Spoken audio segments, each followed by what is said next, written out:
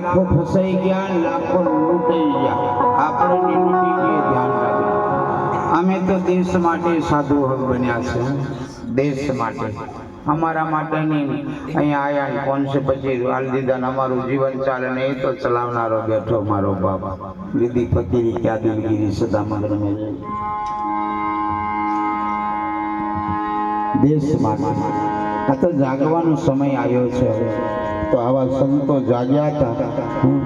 મારા વલ્લભશ્રી સમુદ્રશ્રી વલ્લભશ્રી બાપુએ પંજાબની અંદર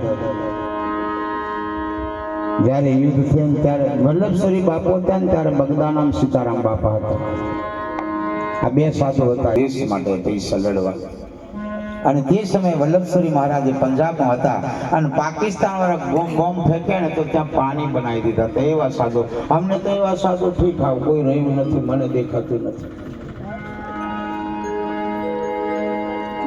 ઠીક છે, હવે લીધી થતી રેતી. તે સમય એવું સાધુનું તપ, એવા સાધુનું જપ, એવી સાધુની સાધના અને એવા સાધુ નિડરતા હતા એટલે દેશ આપણો થોડો સારો હતો. હવે તો તમે જોવો ખરા, જોવા 20 કરોડ મેં કીધું મુસલમાન, 20 કરોડ છે પણ 5.5 ટકોરે બધા આખી ભારત દેશના મુસ્લિમ ઉગડા પડે.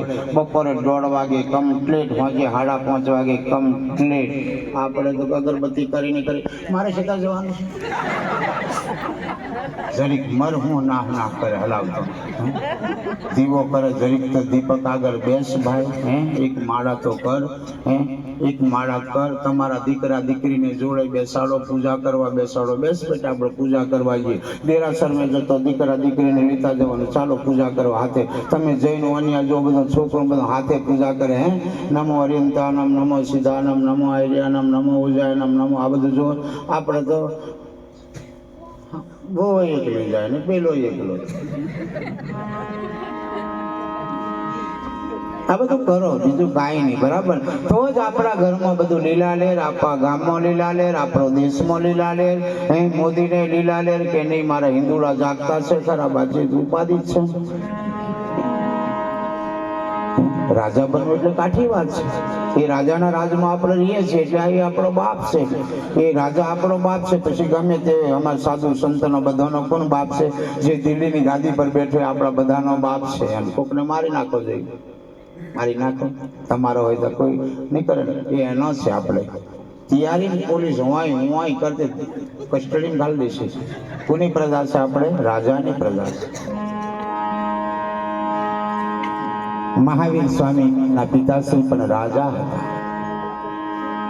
બહુ સંપત્તિ હતી. મહાવીર સ્વામી ભગવાને લૂંટાવી બધી ટગારે ભરી ભરી આલ્યું, ખૂટી નહીં. ભગવાને અરે આટલી બધી ભેગી કરી, બસ મારે સાધુ બની જવું છે. લીધી ફકીરી ક્યાં દિલગીરી સદા મગન મેં રહેવું. દીક્ષા લીધી, નીકળ્યા ઘરે. વિચરણ કર્યું, 12 વર્ષ સુધી વિચર્યા. કપડા રહ્યા ને ફાટી ગયા, તૂટા ફૂટા પૂરા થઈ ગયા. 12 વર્ષ સુધી રહ્યા.